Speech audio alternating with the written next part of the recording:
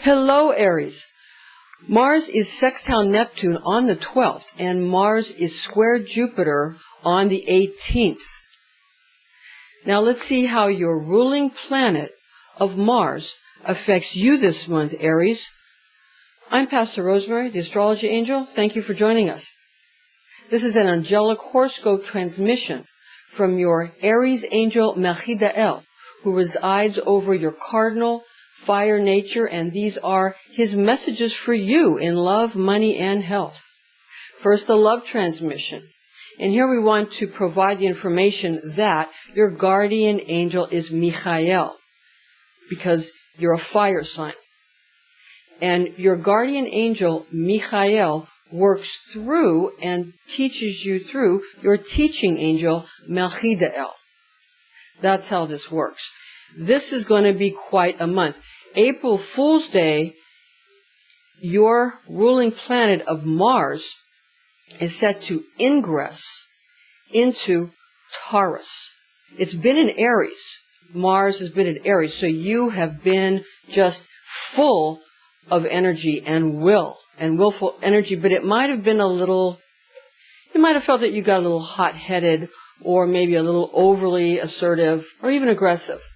Well, this on April Fool's Day, when it goes into Taurus, when Mars ingresses Taurus, it moves in, then you're going to be able to have things just in general, but in love, slow down a little bit and become more real and solid, because Taurus, of course, is fixed earth, and that'll make things more solid for you. Because how does fire affect an earth sign? The fire is going to be, dampened, and the earth, like wax, is going to melt. So you understand, the earth becomes a little bit more easy, more malleable, less like a rock, more like wax. And enough heat, of course, it can become liquid, like a volcano or like lava. You understand? And what happens to the fire? The fire is not ever put out completely. The fire can be buried under rock, but then, it comes to the surface, and you understand. There's all these various forms of how these elements affect each other. So, for example, say a fire sign having a relationship with an earth sign, that's what happens. The earth sign begins to move a little faster, although still slower than fire, and the fire sign begins to move a little slower, but not as slow as earth. So you understand. That's how these kind of things work. On the 4th, there is a total lunar eclipse. It's a full moon in Libra on the 4th. It's a blood moon. It's a total lunar eclipse. It's the 3rd blood moon in the tetrad. The 4th one will be in September. And we'll give you a heads up on that. So this is going to be very important, this blood moon, because what it's going to do to relationships is it's going to cause people to want revenge in matters of love. And that will, of course, bleed into the financial and even the health areas. Because when people are angry and they want revenge, what happens? They try to find different ways to get back at people. And it can come through love or friendship. It can come through various modes. It can come through many forms of retribution. So you want to try to get into forgiveness a little bit more, and you'll be okay. Because what happens when you don't forgive another person is this. When you don't forgive another person, what happens is you're not giving them their own feelings and their own sins. You're holding on. That's what the Lord Jesus Christ did. He became sin for everybody. He took on everybody's sin. So, and became that, and that's an alchemical process that God had to then turn away from, and he had to then die and then go through the resurrection process. That's forgiveness. When you realize that just let people have their own sins. If you want revenge, then you're owning the sin. and you're taking all the guilt and bad stuff that goes with it. Let them have their own guilt. You don't need to hold it. That's what it means to forgive. Give it back to them. Let them deal with their sins. You don't have to. That's what that's about. And then that way you won't want revenge, and you won't end up like everybody in Moby Dick, who had a very hard time because they wanted revenge. You want to be the character Ishmael who didn't seek revenge and ended up much better off than everybody else. You understand. That's the big lesson for love this month of April. Now there's going to be a new moon on the 18th in Aries, your sign. So that'll sort of make that aspect something where this anger and aggression, because of the new moon, can be quieted and more self-reflective, if you will. That'll help. That's also the day when Mars is square Jupiter, and Jupiter goes direct in Leo on the 8th. Therefore, when Mars is square Jupiter, you're going to kind of want to be competitive with Pisces and Sagittarius, and even Leos, because it's gone direct. And you're going to want to kind of ride on their coattails. And you're going to want to know how to do that. And in matters of love, and this is going to bleed into finance now too. In matters where you want to find out how you can go to the next step or the next stage in a relationship, whether it be love or business, is that you have to be able, the best explanation is you have to be able to look into the killing room. The killing room is a term, an urban legend term, where you have to be able to look at the hard things, the things that are hard to look at. You have to be able to see what's actually really going on. And all you have to do is handle your anxiety. And take more of the observer point of view. It's like, if you want to see, you know how you look in your checkbook, you want to see, how you're doing, you go, it's that moment when I don't want to look at my accounts and all this. Well, you have to look at it. And of course, this is, April's the month of tax season, to axe and tax. That's what the cross and the death on the cross is all about. It's that, time to give up something, and time to make a sacrifice, and time to decide what you're gonna, cut off and what you're gonna keep.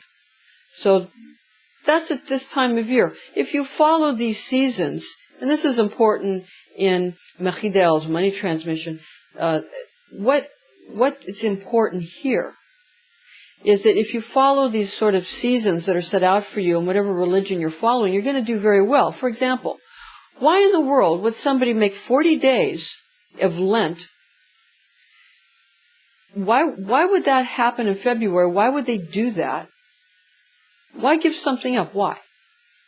Because you've just gone through Christmas and Thanksgiving, and New Year's, and you've not exercised enough. You've eaten too much and drank too much, or whatever. You've sort of splurged, if you will, and now you need time to not eat so much and not drink so much and exercise, more and not splurge so much and tighten up your money. Now it's time to pay taxes. These are all in a proper progression. And if you stick with your religion or, whatever it is, there's always something built into every spiritual system. A religion is just a spiritual system. That's all, a way to handle life. And it will help you. It takes you from cradle to grave, from tomb to womb. It takes you from the cross of Jesus Christ, through to the other side, where he helps you be born into the world to come. If you want to go the way of reincarnation, you go to Mother Mary. She's womb. If you want to go through to another dimension, you go through Christ he's tomb. These are very important aspects. What does it have to do with money? Money also, love, it's obvious. You have to be able to sort of slay the ego for love. And in business, that has a point where one has to slay the ego for business as well. And then you have to choose what road you want to travel. Do you want to travel bling, having a lot of bling and fancy stuff, or do you want to travel the road of the person that's more like the builder of the adytum, so to speak? Which do you prefer? And, sort of choose one. And this can help.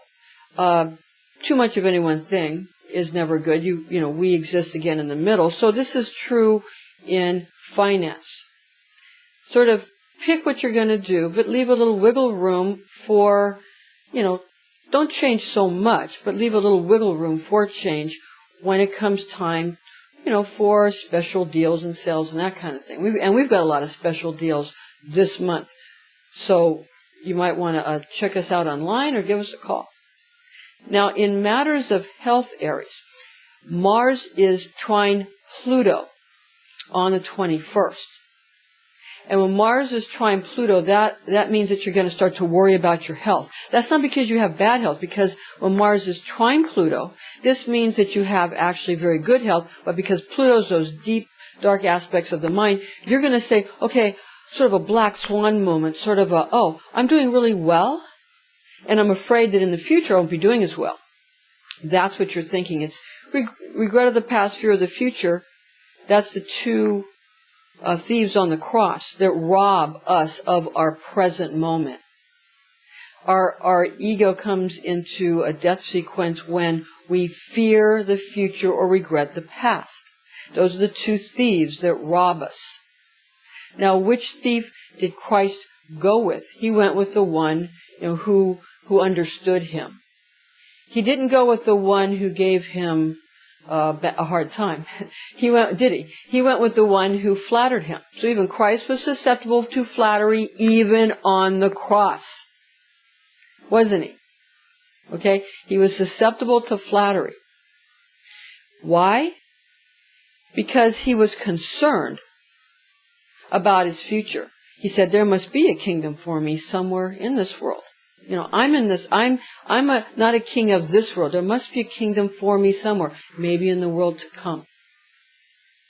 So he was fearful of his future, not so much regret of his past, although they sort of go hand in hand.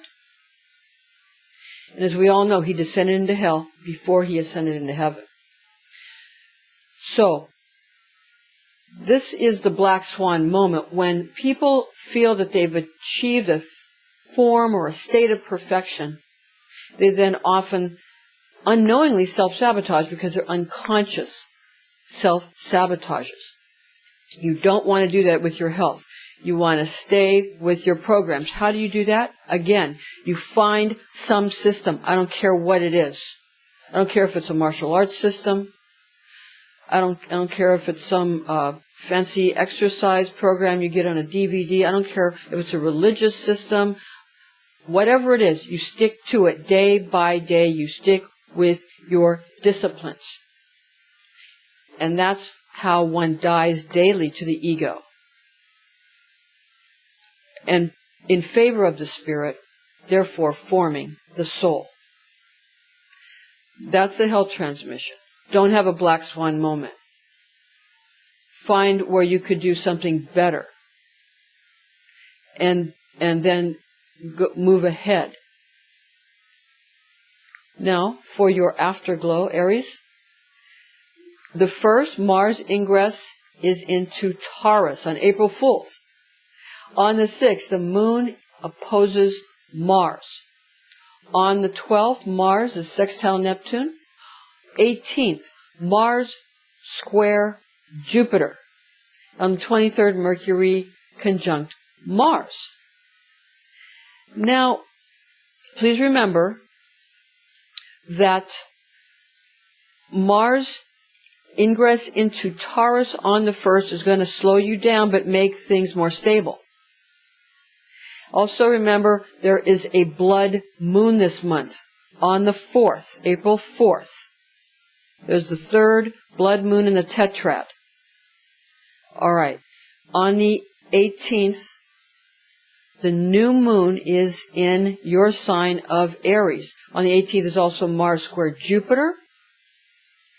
And remember to not have a black swan moment on the 21st, Mars trine Pluto. All right, Aries. Thank you for joining us. Make sure you take advantage of our specials this month. I'm Pastor Rosemary, the Astrology Angel. This is Psychic Astrology. Thank you for joining us, and join us again next month.